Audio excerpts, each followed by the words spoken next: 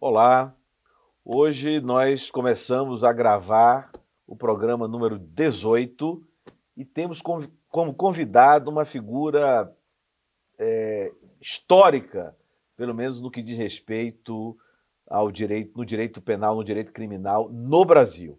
Eu me refiro a Alberto Zacarias Thoron, ou professor Thoron, ou doutor Thoron, que já foi conselheiro federal da OAB, presidiu comissão no Conselho Federal, é formado em Direito pela PUC São Paulo, foi professor da PUC São Paulo durante mais de 20 anos, é mestre e doutor em Direito pela USP, pela Universidade de São Paulo, tem pós-doutorado também pela USP e é um dos maiores advogados criminalistas do Brasil. E quem está dizendo isso não sou eu, são os fatos, a trajetória de Thoron, de Alberto Thoron nos últimos 40 anos, né, Thoron? 43 anos. 43 anos, uma vida dedicada ao direito. E o programa também tem uma característica especial hoje, porque nos demais programas nós nos ocupamos a falar com o autor, encontro com o autor, esse é o nome do programa, e sobre um livro do autor. Eu não me recordo de ter aqui alguém que discorremos sobre mais de um livro. Não me recordo, pode até ter sido. Conversamos, por exemplo, com Arnaldo Godoy, que é um homem de produção larga, mas nós, pelo que me recordo, falamos de um livro somente. O Alberto Thoron será diferente. Ele me trouxe aqui 2, 3, 4, 5 livros, já indo para a 8ª edição. Enfim, é uma vida dedicada ao direito. Thoron, seja muito bem-vindo. Obrigado. É um prazer tê-lo aqui na Escola Superior da AGU, no Encontro com o Autor, para falar com você. Eu fiz esses elogios todos, mas são todos devidos. E eu acho que são devidos à sua grandeza de coração. Obrigado. Mas isso é uma outra história. Ancorado em fatos. Fale-nos sobre a sua trajetória, não é?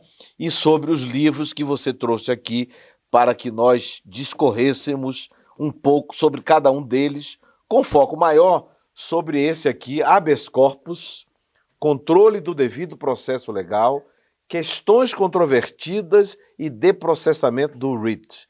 7ª edição, revista atualizada, revista dos tribunais, Thomson Reuters. Thoron, seja bem-vindo de novo. Obrigado. Esse livro é de quando, Thoron? 7ª edição? A primeira edição desse livro é 2017, mas eu queria agradecer o convite, o carinho das suas palavras, o carinho do convite, antes de mais nada, e dizer que é uma alegria para mim estar com você aqui, com todos os ouvintes.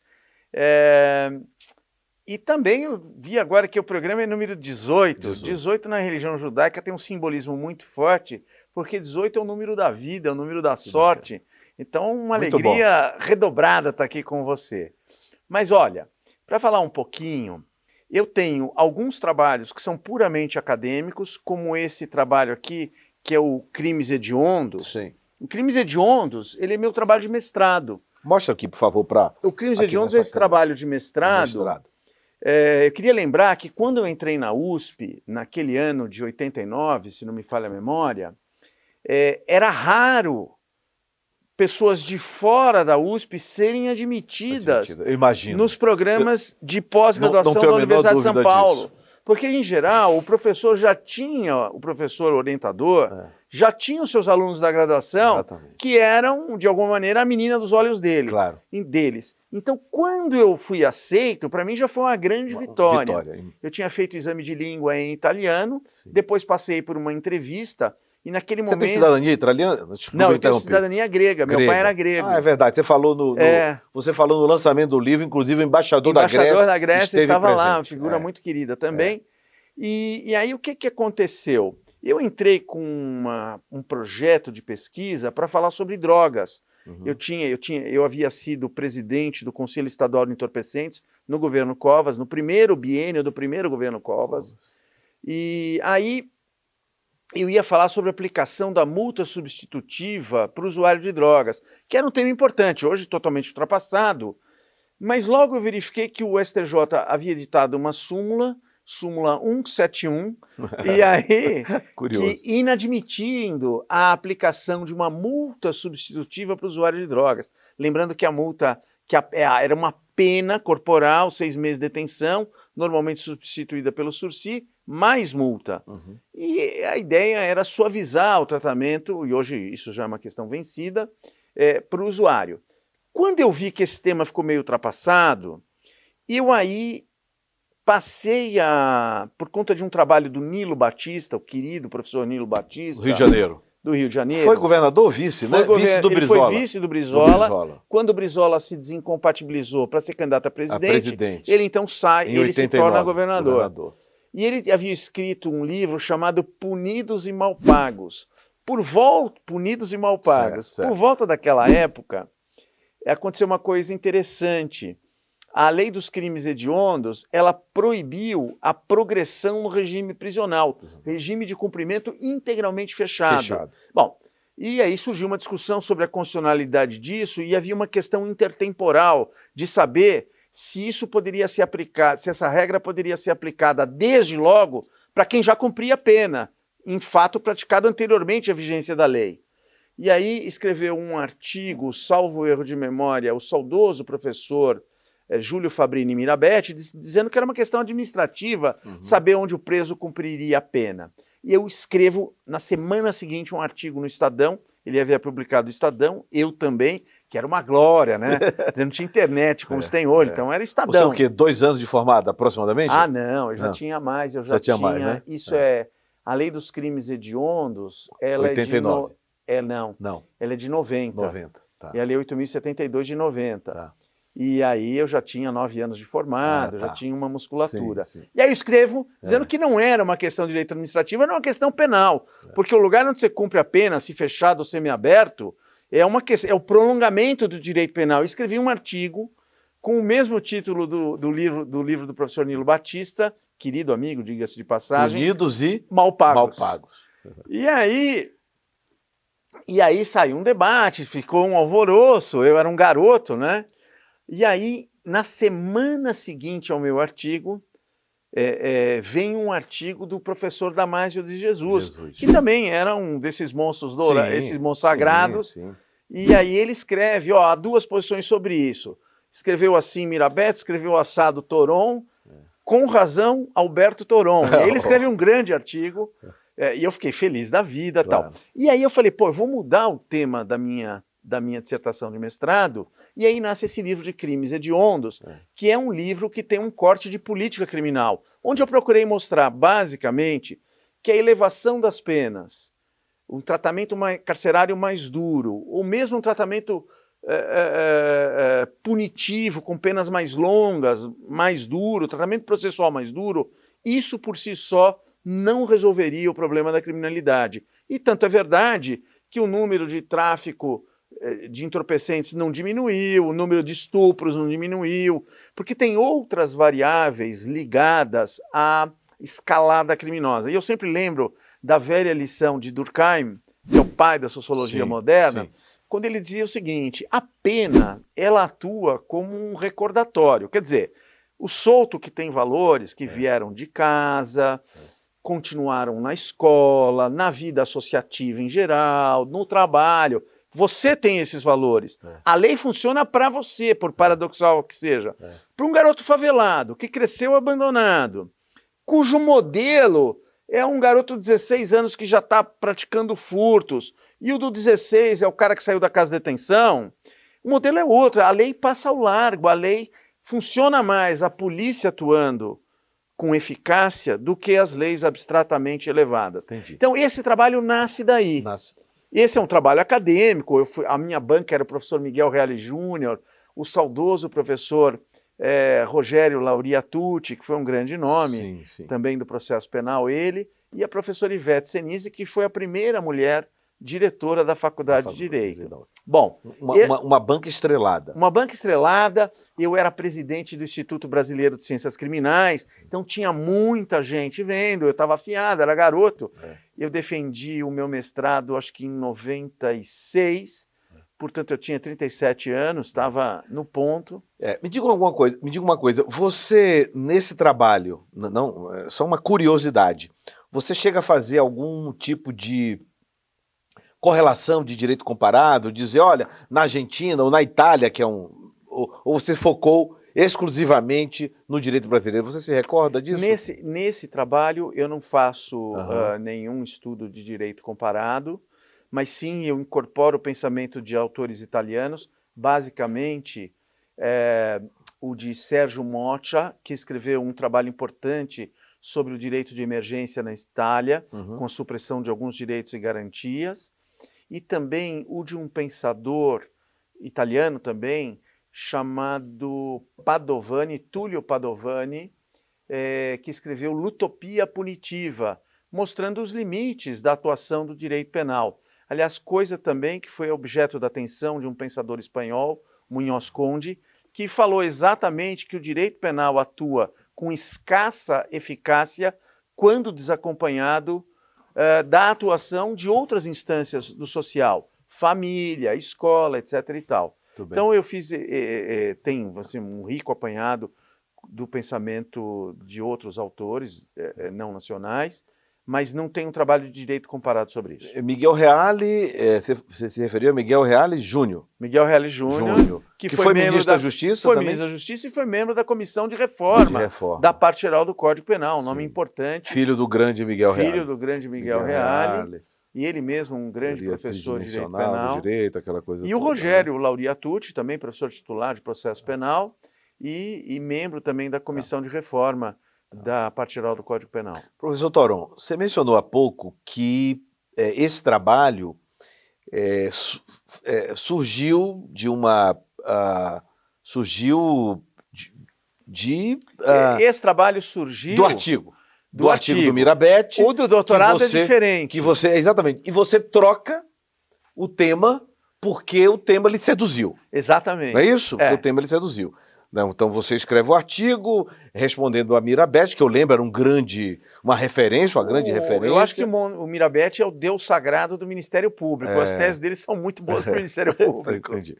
E eu gostava dele particularmente. Sim, e Damásio vem e me socorre. Não, te socorre não. Damásio dá o direito a quem tem direito, digamos assim. Agora, o curioso é que você já me comentou em outro momento que sua tese de doutorado também na USP, ela não era aquela tese original. Não era. Porque você estava pensando num outro tema e você é convidado, eu me lembro que você me falou isso numa ocasião, você é convidado para defender, corrija-me se eu estiver equivocado, para defender um médico... Um vereador do PT que era médico. Um vereador que é médico também, de Santos, que você tem uma ligação afetiva com Santos, embora tenha nascido na capital, mas você tem uma relação afetiva. Minha mãe afetiva. era de Santos. Você me falou. Só para lembrar, Souto, Santos é a cidade portuária que acolhia os imigrantes. Sim. Então, imagina você, o meu avô, por parte de mãe, chega no Brasil falando árabe, ele era sírio, e chega falando árabe e fica em Santos, mascateando, enfim, a vida de imigrante. Tá certo. E aí você troca, você muda o tema para inviolabilidade penal dos vereadores. Quero te dizer que eu fiquei seduzido por esse livro. Folheei, muito obrigado, folheei, e não imaginava que já tínhamos no direito brasileiro uma obra de fôlego, fruto de uma tese na USP, sobre um tema que pouca gente se interessa. Explora, né? E aí eu gostaria que você nos falasse, tecesse algumas considerações. Vejo aqui que você cita Boris Fausto, História do Brasil, que é um clássico, né? Sem dúvida. Caio Prado Era Júnior. meu amigo também, o Boris Fausto. Oh, o Boris Fausto é uma bacana. grande figura humana. Sim. Faleceu recentemente. Sim. Uma cabeça pensante maravilhosa. Mas vou te contar um pouco a história. Você faz uma pesquisa realmente de fôlego. Não seria diferente, vindo de você e sendo na USP? Todo doutorado é uma pesquisa de fôlego. Alguns mais, outros menos. Mas nós notamos aqui, por exemplo, coronelismo, enxada e voto do grande... Saudoso Vitor Nunes Leal. Que dá nome à escola. Não sabia. A Escola Superior da Advocacia Geral da União. Que bela homenagem. Vitor Nunes Leal, homenagem, justiça seja feita, dá César o que é de César, do ministro Gilmar Mendes, que foi quem criou a escola. O ministro Gilmar Mendes é o criador dessa escola, quando ele foi advogado-geral. E vejo Boris Fausto, e vejo Caio Prado Júnior. Conte-nos sobre o livro. Tem uma veia minha de ciências sociais aí, né? Sim. Que é o seguinte, como é que nasce esse livro aqui, pessoal? Editado pela Saraiva. Pela Saraiva. Esse livro nasce de um jeito até engraçado. O Márcio Tomás Bastos, ele tinha um chefe de gabinete chamado, saudoso professor também de Direito Civil, chamado Sérgio Cérvulo da Cunha. Ele havia sido vice-prefeito da Thelma de Souza, foi prefeita pelo PT de Santos, depois foi deputada federal. E o Sérgio um dia me liga e fala: ô Toron, tem um vereador lá em Santos que é o vereador mais votado da história, e tem lá uma briga com o prefeito, não sei o quê, e tem lá os inquéritos contra ele precisava de um advogado, eu indiquei você. Eu falei: você não quer descer lá em Santos conversar com ele?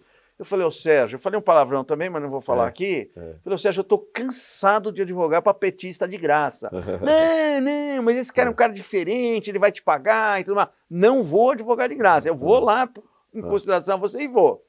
E eu, naquele tempo, tinha escolhido para o doutorado um tema que era a inconstitucionalidade material das leis penais. É um tema... Constitucionalidade material das leis penais. Mas é um tema, assim, falando com muita honestidade, que eu precisaria ficar em Heidelberg uns 3 anos só cuidando disso. Eu sou advogado, eu vivo do meu trabalho, sou filho de imigrante, eu vivo do meu trabalho. Sim. Tenho que pagar minhas contas, para bom entendedor, minha palavra basta. E aquele tema estava atravessado na minha garganta. Vou para Santos, conheço o vereador que se tornou um grande amigo meu, grande nome, enfim, não só da política, mas da medicina, foi diretor do Conselho Regional. Era professor também, não é? Me parece? Professor também, da Faculdade de Medicina de Santos, que é uma faculdade muito prestigiada, tal. E aí eu comecei a estudar esse tema, que era o tema da inviolabilidade penal do vereador, ou imunidade material do vereador, que era uma coisa trazida pela primeira vez na nossa história pela Constituição de 88. Pois é, era isso que eu queria dizer. E maltratada na doutrina, maltratada no sentido de pouco cuidada, e maltratada no sentido coloquial do termo, também na jurisprudência, que assemelhava isso às causas de exclusão do crime do artigo 142 do Código Penal. Permita-me interrompê-lo, perdão, só para eu não perder aqui. Se você puder, já que eu não sabia, foi a primeira vez que tratou-se disso no direito brasileiro. Na Constituição, eu pergunto, você chegou a pesquisar, não que seja imprescindível, né? Mas você chegou a pesquisar como isso surgiu na Constituição brasileira? Quem levou... Movimento municipalista. Havia o que acontece? Mas depois você retorna... Muito boa. Depois você retorna à tese. Estamos dentro da tese. Estamos dentro da tese. Muito importante sua pergunta. Lembre-se que ao tempo da ditadura militar havia uma grande crítica àquilo que se chamava eufemisticamente de centralização. Centralização do poder. Sim.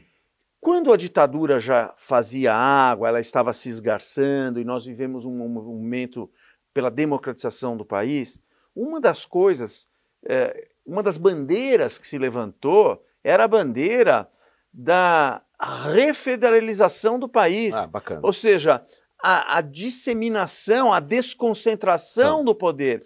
E aí que surge a ideia dos municípios como entes federativos. Muito bom. E o município integra a federação. Artigo 18. Ao lado dos estados. Ora, se o município passa a ser um ente federado, os legisladores municipais, não havia razão para que eles não fossem guarnecidos com alguma garantia. E aí surge essa garantia. Muito bom. E é por isso que eu cito autores que não são exatamente do direito, para mostrar a pesquisa importância do social crescimento do município, não é? Isso. E aí que nasce. Bom, então aí eu comecei a trabalhar esse tema da inviolabilidade penal dos vereadores. Obviamente falei de uma maneira geral das inviolabilidades, porque havia no país também uma outra questão importante. Quando o país se redemocratiza, procura se restabelecer na sua amplitude as garantias formais atribuídas aos parlamentares, imunidade formal e imunidade material. E a imunidade formal, uns poucos anos de democratização do país, acabou se revelando, na sua formulação original da Constituição de 88, uma fonte de impunidade. Verdade. Tanto que não é adotado em outros países, né? Os Estados Unidos não tem imunidade formal. Tanto que não é adotado em outros países, e no Brasil vem uma emenda, eu não me lembro mais o número dela, não sei se é 37, que muda isso. A regra agora é a processabilidade. Isso. Não há mais necessidade de licença da Câmara Federal, das Assembleias Legislativas. Eu acho que foi do Aécio essa emenda. Foi na época do Aécio, quando presidiu a Câmara. Eu já não me lembro mais. De qualquer modo, ocorre o inverso agora. Como aconteceu recentemente no caso desse deputado federal do Rio de Janeiro, que foi da ABIN, do Rio de Janeiro, esqueço o nome dele. Sim. Ramagem.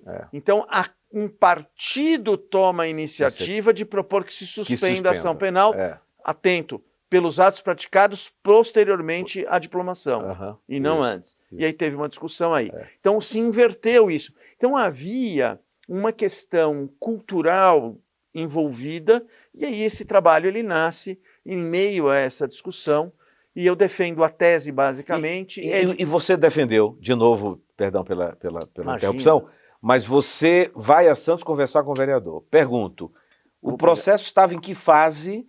Era ainda tramitando na comarca de Santos, ou já estava no TJ? Você acompanhou esse processo até quando? Qual foi o resultado? Eu acho que... eu não me lembro. Fixa uma tese? Eu gostaria que você comentasse sobre eu não me lembro mais exatamente, porque isso tem... Sim, tem muito tempo. Isso é 2000, são 25 anos mais ou menos. Claro. Mas, para a gente se situar, e eu agradeço a tua pergunta, havia inquéritos contra ele. Eu não me lembro se havia uma ação penal... Tudo político, né? Não precisa dizer de quem, mas... mas tudo parece... político. Até esse prefeito depois foi deputado federal e foi líder do governo Temer. Meu amigo hoje também, não tenho nada contra ele. E eu lembro que havia uma ação penal em andamento e eu ingressei com alguma medida e eu fui até o Supremo Tribunal Federal e ganhei no Supremo. Sério? Até o Supremo? Até o Supremo. Defendendo a ideia, era um recurso extraordinário, e eu defendi a ideia de que ele era inviolável e insuscetível de ser processado por seus atos e opiniões praticados em razão do exercício profissional. E provavelmente foi o profissional. primeiro caso dessa natureza. Eu não me lembro se era o leading case, eu sei que depois eu tive um caso de um vereador de Bagé, que era o presidente da Câmara, e que perde o mandato, ele é cassado porque foi condenado por crime contra a honra. E aí ele já estava condenado, já tinha perdido um habeas no STJ, e eu entro com habeas no Supremo. Relator foi o ministro, eu me lembro bem disso, relator foi o ministro Nelson Jobim, e o ministro Nelson Jobim concede a ordem. Naquele tempo não se julgava monocraticamente, graças a Deus, e a ordem é concedida por unanimidade, e aí sim se estabeleceu uma tese em torno de que o vereador tem mais proteção do que o Código Penal lhe dava. Muito bem, maravilha. Vamos falar de outro livro aqui, Toron. Eu vou deixar o do pós-doutorado para depois. Já falamos desse aqui? Falamos, não falamos. Não, desse aqui não falamos, né? Esse aqui é um livro, eu diria, muito consultado por você, não é? Tá evidente. E isso, eu vou já mostrar, eu participei do 13º Fórum de Lisboa, que concluiu-se na sexta-feira, e um professor da Universidade de Lisboa fez um discurso muito relevante, porque ele defendeu a democracia e disse que não há democracia sem parlamento, Disse o óbvio, mas o óbvio às vezes precisa ser dito e reiterado. Dito e reiterado. Disse que não há democracia sem parlamento, não há democracia sem divergência. Você que é um homem que fala muito nisso. Não há democracia sem judiciário. E não lembro se ele falou mais alguma coisa. E foi muito aplaudido. Fez um discurso de improviso, né? Um discurso rápido, mas muito centrado e muito aplaudido, como eu disse há pouco. Aliás, aplaudido até nos momentos enquanto ele falava. Não há democracia sem faculdade de direito e a divergência precisa ser respeitada, etc. Acabou. Assume a tribuna Beto Simonetti. José Alberto Simonetti, não é isso? Exato. Né? E Simonetti disse, olha, falou há pouco, muito educadamente, de forma muito cavalheira, como é peculiar dele, como claro. É peculiar.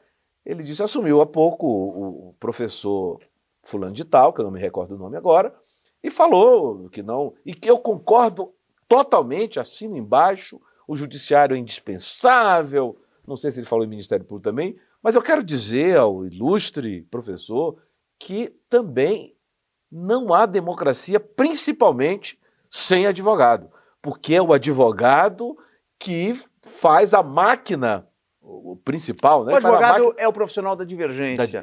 O advogado é o profissional do conflito, no melhor sentido da palavra, é o profissional do contraditório. Por isso ele é uma figura essencial e por mais outras razões, mas eu vou esperar você acabar de falar. Não, exatamente. E aí eu acho que esse livro tem tudo a ver, porque quando o presidente Beto Simonetti, faz essa defesa, ele é muito aplaudido, e nota-se que o professor de lá faz um aceno pedindo desculpa por ter esquecido o advogado, né? de ter.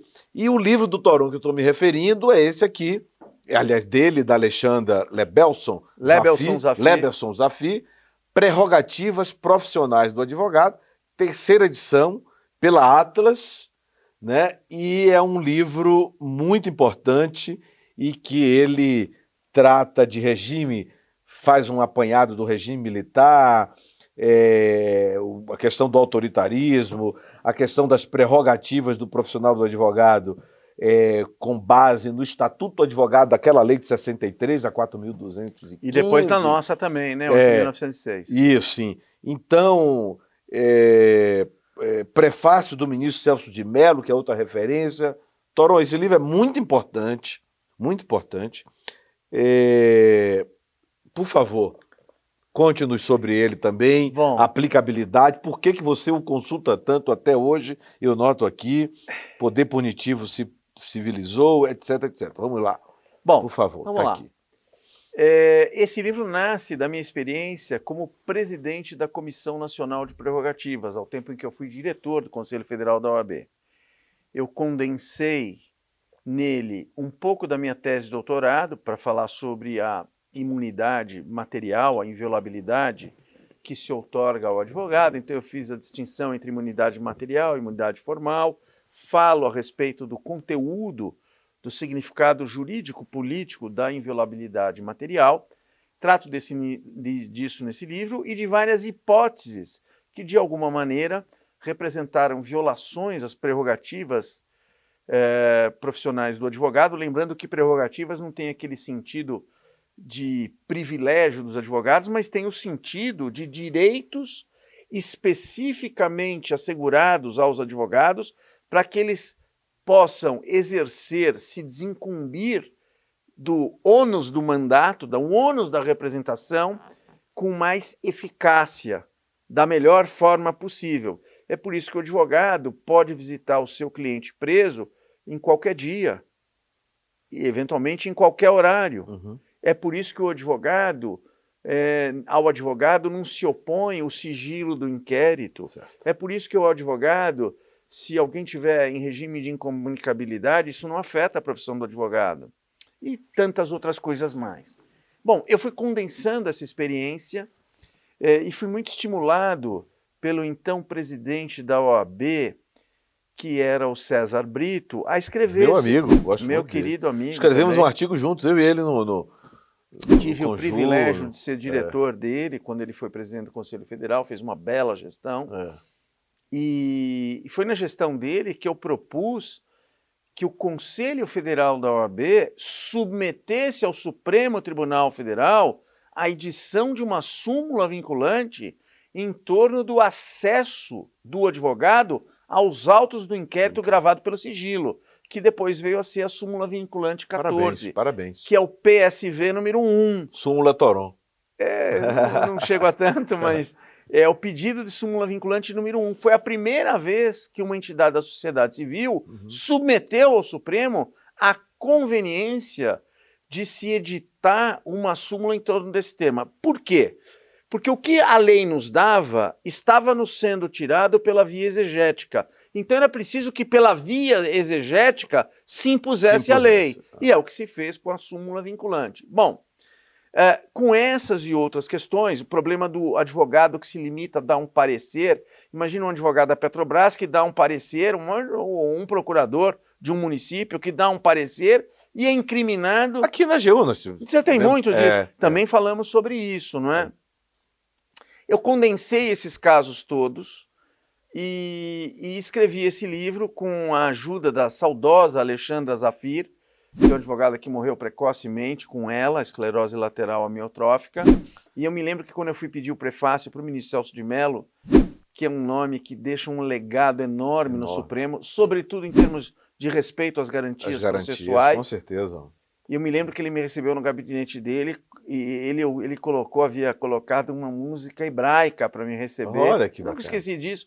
Um homem muito afetuoso, uma pessoa muito boa. Sim, sim. E nós conversamos fez muito pelo direito no Brasil, não é? Não pelo direito apenas, mas pelo próprio Supremo Tribunal Federal. É bom lembrar, sentido. E foi bom você falar, que foi ele, como decano do Supremo Tribunal Federal, quando o chefe do Exército, o general Vilas Boas, fez aquele tweet às vésperas do Supremo julgar o habeas corpus do presidente Lula, falou que as Forças Armadas estavam de olho e que não admitiriam, não sei o quê, como que intimidando o Supremo, coube-lhe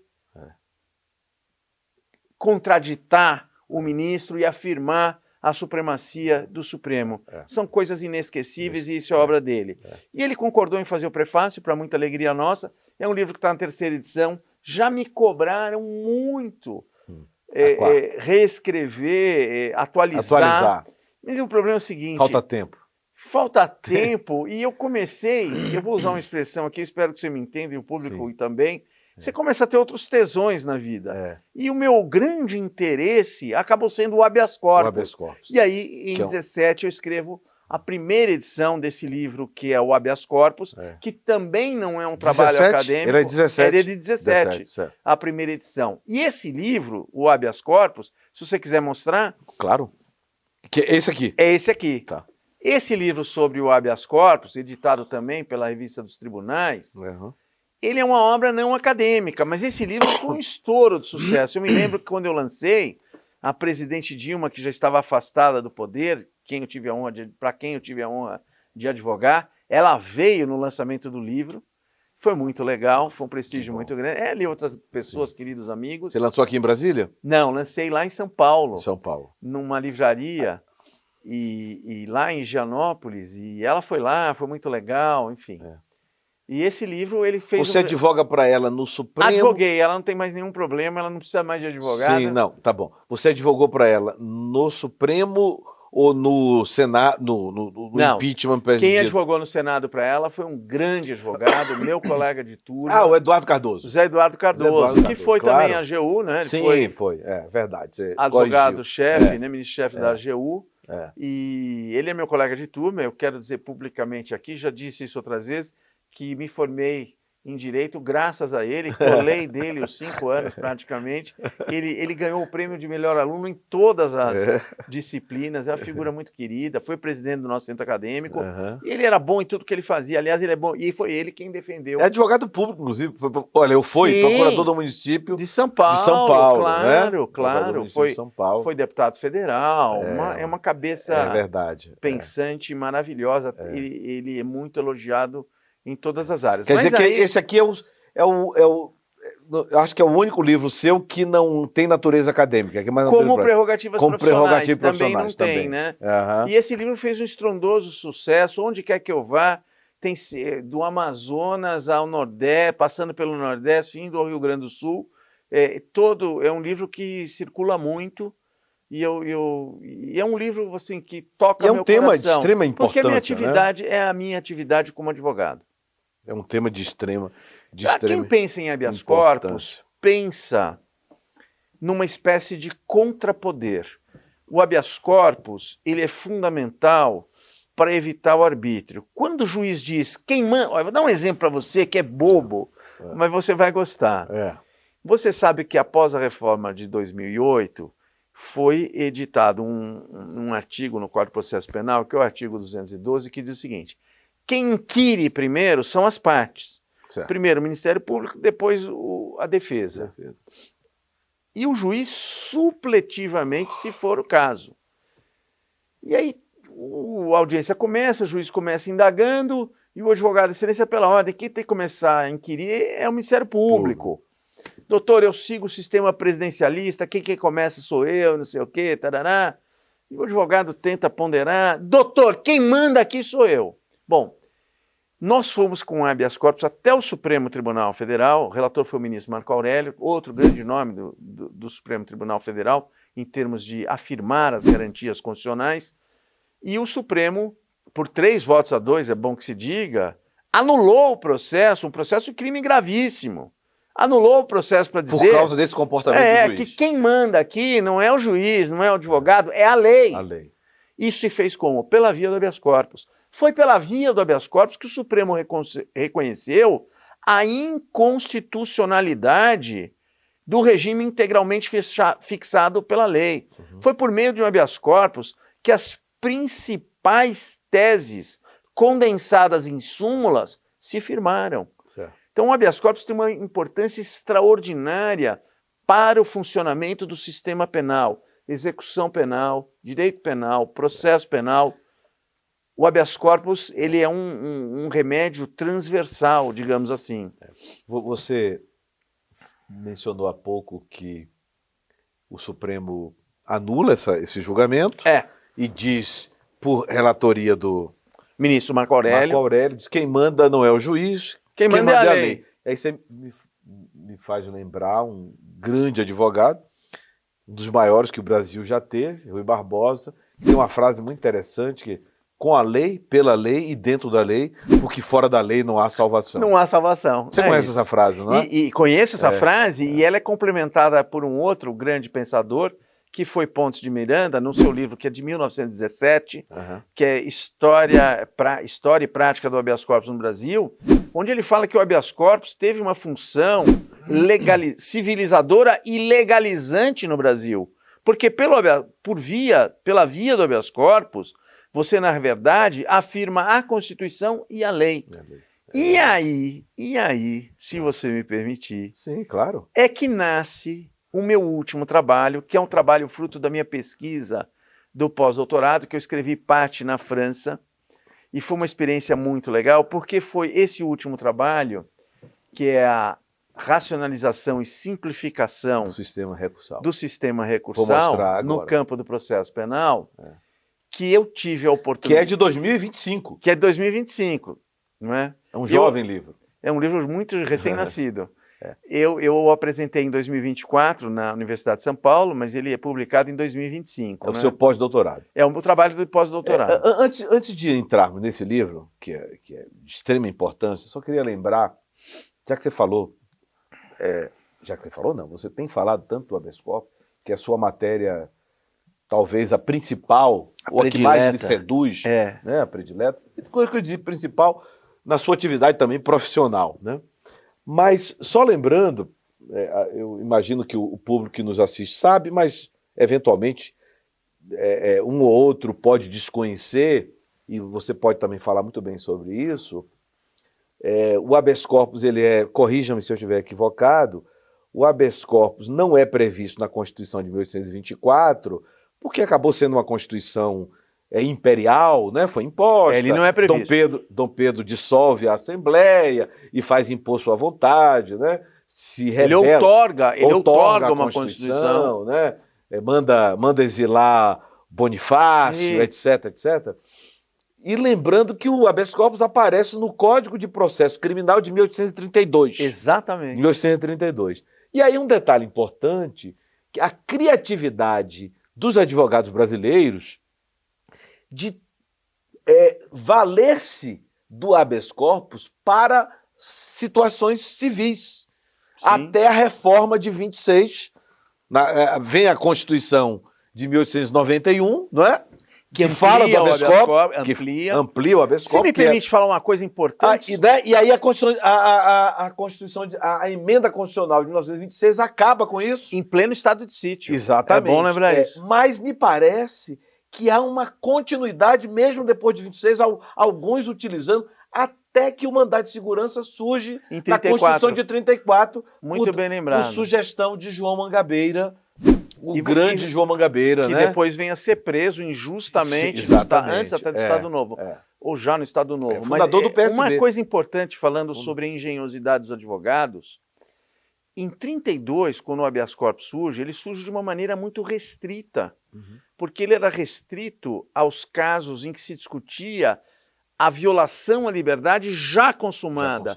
Ele não tinha uma dimensão preventiva e nem os estrangeiros poderiam dele se beneficiar no Brasil. Então, em 1871, nós temos uma primeira reforma que amplia o habeas corpus para lhe dar uma dimensão preventiva, naqueles casos em que havia a ameaça de supressão da liberdade de ir e vir, e também para abranger os estrangeiros. Mas o que é importante nessa história, antes ainda da Constituição 91, é que o engenho de Luiz Gama, o advogado dos escravos, ele começou a utilizar o habeas corpus em favor dos escravos, que eram coisa. Então, veja, essa afirmação, eu quero afirmar uma frase sua, de que, de certa forma, era o direito das coisas aí em jogo, não é? Porque o escravo era considerado mercadoria. E o Luiz Gama, ele começa a invocar o habeas corpus, começa a manejar o habeas corpus, invocando a lei dos sexagenários, invocando a lei do ventre livre, e invocando antes ainda uma lei que havia proibido a importação de peças negras, como se chamava na época. Então ele começou a dizer, olha, essa pessoa não pode ser escrava, aquela não pode ser escrava. Então muitos desses habeas corpus foram negados, mas alguns foram concedidos. Sim. Então havia um engenho aí. E esse habeas corpus se alarga, esse instituto se alarga com a proclamação da República. A Constituição de 91 vai dizer que cabe habeas corpus em todos os casos de violação a direito, e não apenas a violação ao direito de ir e vir. E aí surge a conhecida doutrina brasileira do habeas corpus. Havia 3 grandes correntes, uma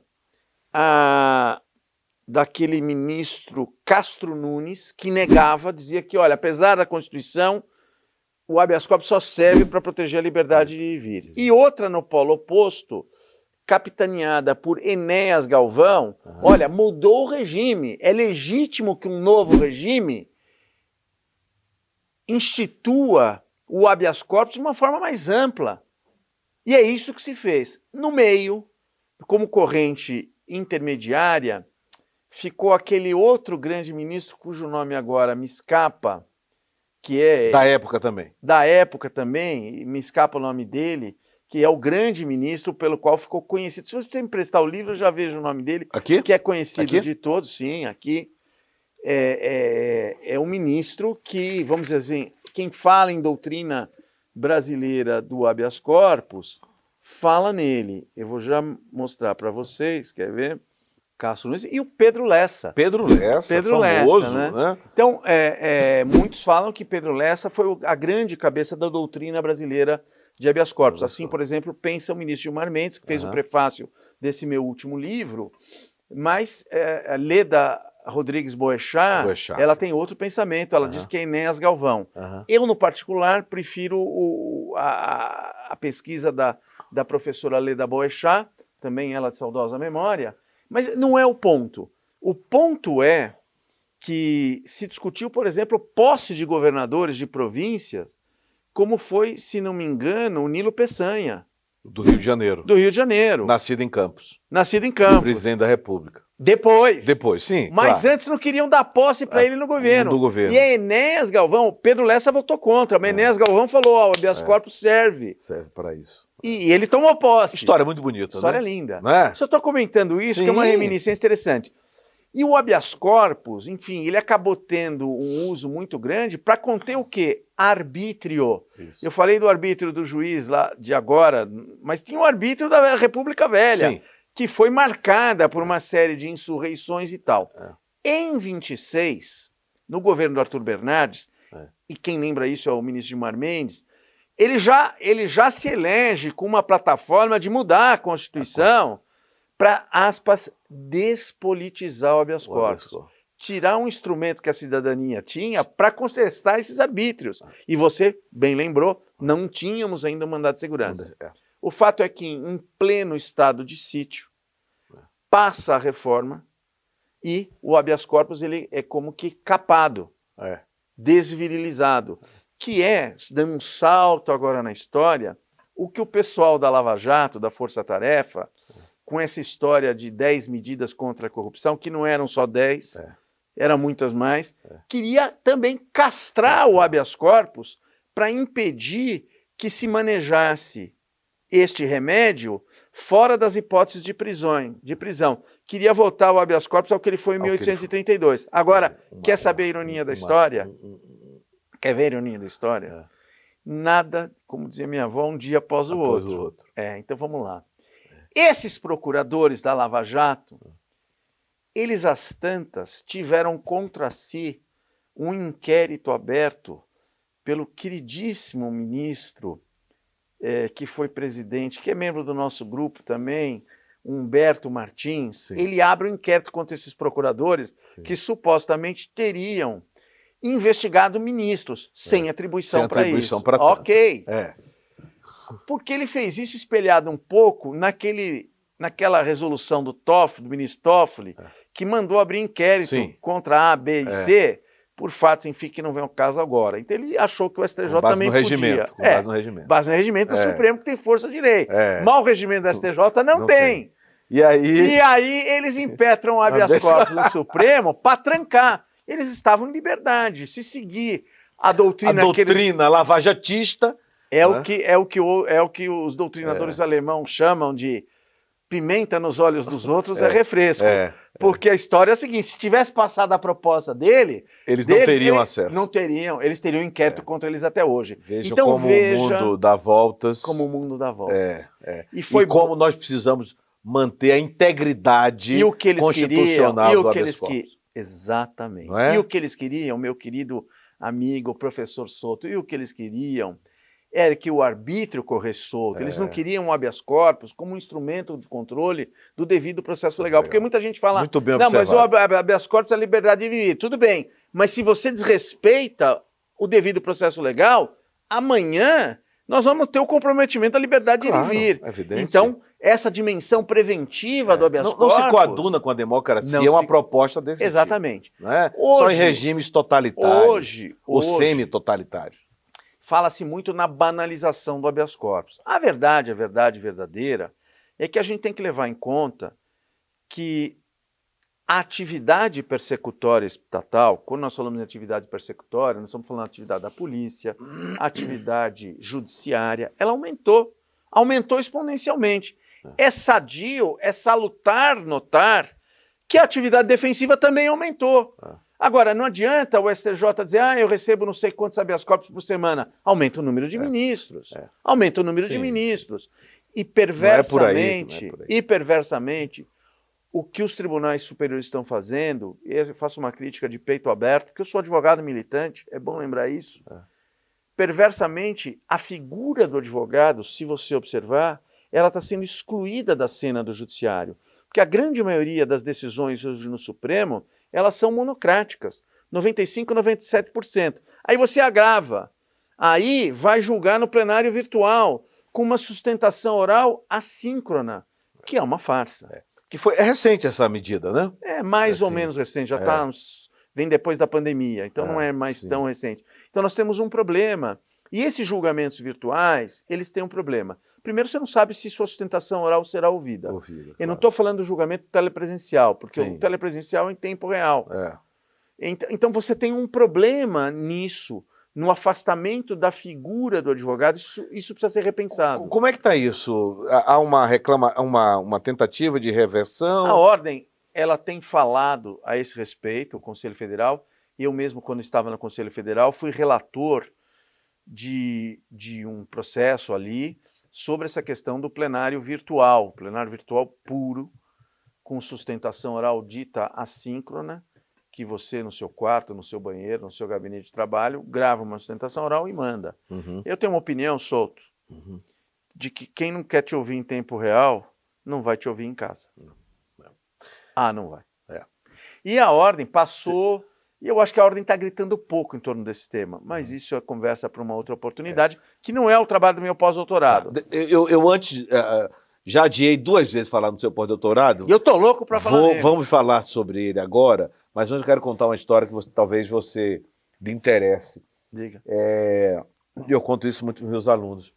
Eu tinha uma conhecida, ela juíza no interior do Nordeste, não vou dizer qual estado, e isso na década de 90, ela utilizava o carro da prefeitura, era muito comum, extremamente comum, para ir à capital. Perfeito. O prefeito dava o carro... deslocava, claro. Dava o carro para que a juíza fosse, né? E um vereador, médico, fez um discurso na Câmara de Vereadores, de uma cidade muito pequena, e se queixou, dizendo que era um absurdo, que isso comprometia a independência da juíza, etc, etc, etc. E o que é que ela faz? Ela soube, e aí ela manda um bilhete escrito à mão, num pedaço de papel, convoco, mais ou menos desse tipo, convoco o senhor a comparecer no meu gabinete, no dia tal, data tal, para conversar. Alguma coisa desse tipo, um bilhete. E foi entregue. Não tinha WhatsApp, não tinha... Estamos falando da década de 90. Claro. Início da década de 90 ou final da década de 80. E o que é que o médico faz? Ele ingressa com habeas corpus preventivo, porque se sentiu ameaçado, juntando A mais B, quer dizer, fiz o discurso, denunciando a situação, e em seguida... Estou sendo compelido por um documento... Né? Sem forma, sem figura. Então, veja aí a amplitude do habeas corpus, né? Que é né? Em boa hora, corrija-me se eu estiver equivocado, me parece, não sei até que ponto, mas o seu momento inaugural é com a Magna Carta de 1215, ou tem alguma coisa? Deve ter tido alguma coisa. Tem a Petição de Direitos de 1678, por aí. Mas a Magna Carta vem antes, não é? A Magna Carta vem antes, mas se você examinar bem a Magna Carta, ela não fala no habeas corpus. Tá. Ela fala na garantia de você ser processado e não ser preso, senão em virtude de ordem, com culpa formada, julgamento pelos seus pares. Ela não chega a falar no habeas corpus. Interessante. Mas vamos lá. E aqui, já no quarto livro, quinto livro, da tarde da nossa conversa de hoje, Alberto Zacarias Toron, Racionalização e Simplificação do Sistema Recursal, o habeas corpus, prefácio do ministro Gilmar Mendes. Eu fui ao lançamento no Supremo Tribunal Federal, uma noite muito agradável, com grandes figuras, com o nosso presentes tantos advogados de renome, como o nosso, enfim... Nabor Bulhões, é isso que eu ia falar. Conte-nos sobre o livro, meu caro Toron. A ideia desse livro, basicamente, de uma forma muito sucinta, é a de que o que você pode fazer no âmbito do recurso especial e do recurso extraordinário... Eu vi que você fala bastante aqui. Você pode fazer com o habeas corpus. Então eu vou te dar um exemplo de um assunto que me parece do maior relevo. Eu só vou ler a quarta capa aqui, 1,5 linhas. Claro. E que diz muito, né? O presente estudo demonstra a possibilidade de se substituírem os recursos especial e o extraordinário em matéria penal pelo habeas corpus. É isso.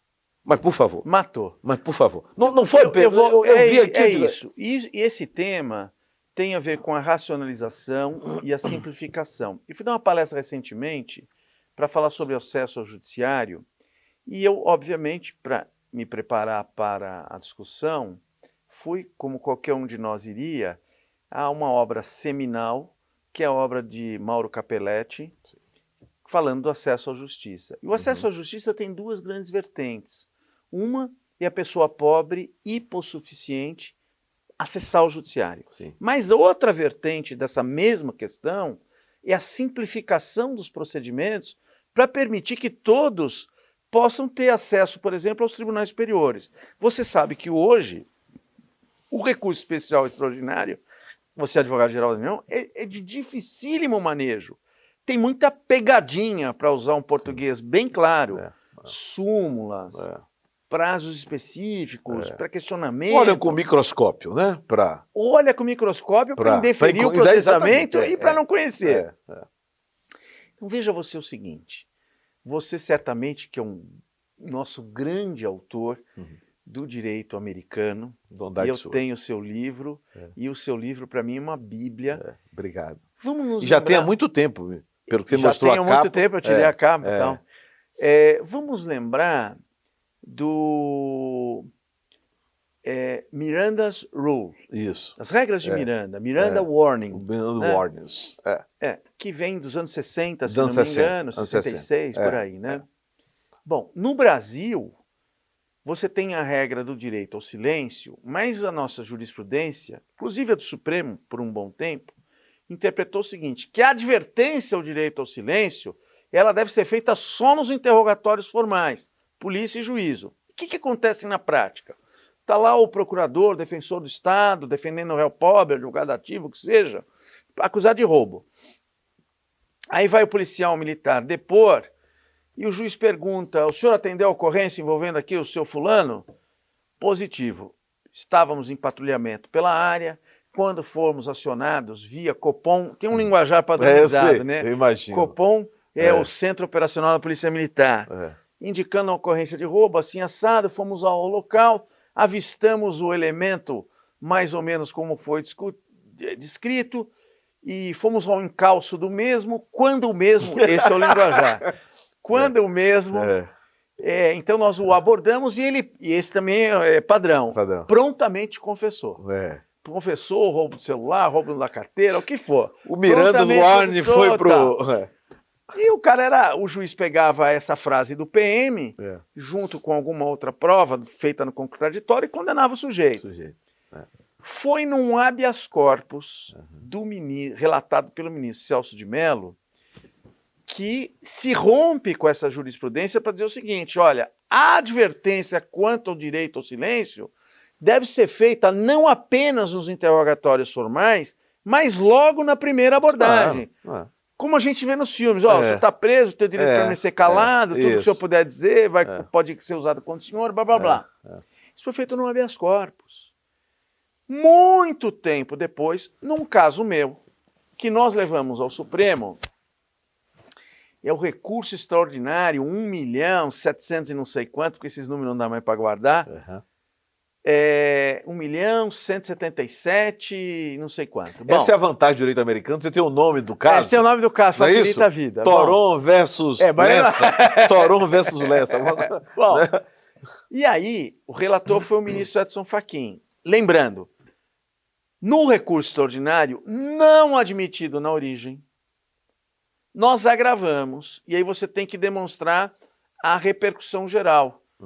Nós agravamos e o ministro, monocraticamente, o ministro Edson Fachin, com uma atuação brilhante no Supremo Tribunal Federal, ele nega provimento ao agravo sob o argumento de que não estava bem demonstrada a repercussão geral. A gente agrava, ele no agravo reconsidera e falou, não, está bem demonstrado. Aqui eu já faço um parênteses. No habeas corpus eu tenho que demonstrar a repercussão geral, eu tenho que mostrar o quê? O constrangimento ilegal que você foi submetido a ser obrigado a responder sem advertência. Então veja, Foi por meio de um recurso extraordinário que se atribuiu repercussão geral a um tema, que virou o tema 1185, né, a tese 1185 de repercussão geral, que se começou a construir as regras de Miranda. Agora, eu lembro que isso foi feito antes de forma muito mais simples, simplificada, pela via do habeas corpus. Sim. E depois também o Supremo Tribunal Federal, num outro habeas corpus relatado pelo ministro Gilmar Mendes, reafirma a tese pela via do habeas corpus. O que se considerou preterição da garantia quanto à advertência ao direito ao silêncio, no âmbito do recurso extraordinário, no âmbito do habeas corpus, chama-se constrangimento ilegal. Legal. Ponto. Vamos pegar um tema também muito importante, o tema do reconhecimento fotográfico. Não é? A pessoa é assaltada, vai lá, examina um álbum e fala, esse cara aqui foi meu assaltante. Pode ser você, pode ser eu também. Pode ser qualquer um de nós. Nosso ouvinte aqui. Bom, foi por meio de um habeas corpus, aliás, relatado pelo ministro Schetti Machado, Rogério Schetti Machado, que foi procurador-geral de Justiça aqui do Distrito Federal, que se falou, olha, a regra do artigo 226, ela não é uma mera recomendação, com perdão da redundância, ela é de observância obrigatória. Então, num recurso especial, você diria o quê? Que há uma contrariedade à lei que não foi observada. No habeas corpus, eu vou dizer o quê? Constrangimento ilegal. Então, veja, agora, eu tenho aí aquilo que o saudoso ministro Moreira Alves chamava de uma concorrência eletiva de meios processuais. O que quer dizer isso? Eu tenho uma redundância. E você, nós podemos escolher qual o meio. Então, se o réu está preso, eu não tenho dúvida, com 43 anos de advocacia, habeas corpus. Se o réu estiver solto, recurso especial, recurso extraordinário. E você vai dizer, por que, Toron? Você sabe que eu sou judeu, né? Mas eu sou devoto de Nossa Senhora da Prescrição. Porque pode prescrever. Sim. Demora mais tempo, etc. E tal. Então, eu simplifico o sistema ao permitir o manejo do habeas corpus. E, de outro lado, vai mais rápida a discussão. Isso fortalece um outro princípio do processo penal, que é a eficiência do sistema. É isso. Como isso está sendo recebido nos tribunais? Muito mal. Opa, muito mal. Eu vejo que há ainda uma resistência muito grande em relação ao habeas corpus. A essa expressão. A nossa justiça. A essa situação que você propõe tem um caráter social importante. Claro. Não é? Claro. Eu acho que a nossa justiça tem um veso ainda muito punitivo de não querer resolver as coisas de uma maneira simplificada. Então, sempre se fala, eu vejo agora esse ministro, que é um grande ministro, no meu modo de ver, um pensador do direito mesmo, que é o ministro Marcelo Navarro Ribeiro Dantas, que diz, não, nós precisamos aumentar as hipóteses recursais no âmbito do processo penal. Precisamos. Então, vamos pegar o seguinte. Quando a denúncia ela é rejeitada, o Ministério Público, ou o assistente de acusação, ou o querelante tem recurso. Mas quando a denúncia é recebida, não tem recurso. Tudo bem, vamos supor que se crie um agravo ou se ampliem as hipóteses do recurso em sentido estrito. Então, quando o juiz receber a denúncia inepta ou carente de justa causa, você vai interpor recurso em sentido estrito. Mas se depois o tribunal mantiver o recebimento, você vai impetrar habeas corpus do mesmo jeito nos recursos nos tribunais superiores. Quer dizer, não vai mudar muito a situação. Por isso que eu acho que é preciso repensar o sistema como um todo. Maravilha. Meu caro Toron, meu caro professor Toron, eu creio que nós navegamos, você navegou com muita categoria, como se dizia antigamente, sobre um tema de extrema importância que está entre nós, seja na Magna Carta, seja no Petition of Rights, ou e que é de suma importância, isso todo mundo, né? Agora você traz nuances, você traz detalhes, você traz perspectivas, inclusive essa última aqui, que me pareceu muito de uma criatividade, né? E de uma aplicabilidade também muito importante, e de um caráter social, que eu acho que quando você elege essas 3 vias, o recurso extraordinário, o recurso especial, E o habeas corpus, você está fazendo também um trabalho que tem uma repercussão social, sem sombra de dúvida. Nós já estamos há mais de 1 hora, ficaríamos aqui mais, eu tenho certeza, mas eu convido você para as suas considerações finais. Quero dizer que ficamos muito honrados em recebê-los aqui na Escola Superior da AGU, para esse encontro com o autor, uma conversa franca, direta, como dito desde o primeiro programa, sobre o autor e sua obra, sobre o processo criativo, sobre essas nuances, tudo isso que foi dito aqui. Nós passeamos de Moreira Alves a Pedro Lessa, a Magna Carta, a João Sem Terra, implicitamente, não é verdade? Então, para as suas considerações finais. Bom, primeira coisa que eu gostaria de dizer é da minha alegria de estar aqui com você. Eu tenho uma admiração pessoal muito grande por você, pelo seu trabalho. Já o admirava de muito tempo. Fazemos parte agora de um mesmo grupo, os pensadores, e você sempre tem contribuições precisas, muitas vezes marcadas pela genialidade. Então, uma alegria muito grande estar aqui com você, falando sobre temas que me são muito caros também, e eu reputo, como você, temas caros à própria cidadania. Quero te agradecer demais essa oportunidade e me colocar sempre à disposição. Você tem aqui um soldado. Muito obrigado, Toron. Muito obrigado. Ficamos por aqui. Assistam, divulguem. Assistam mais de uma vez, porque é uma aula de direito penal, de cidadania, de habeas corpus, enfim, de prerrogativas do advogado. E até a próxima.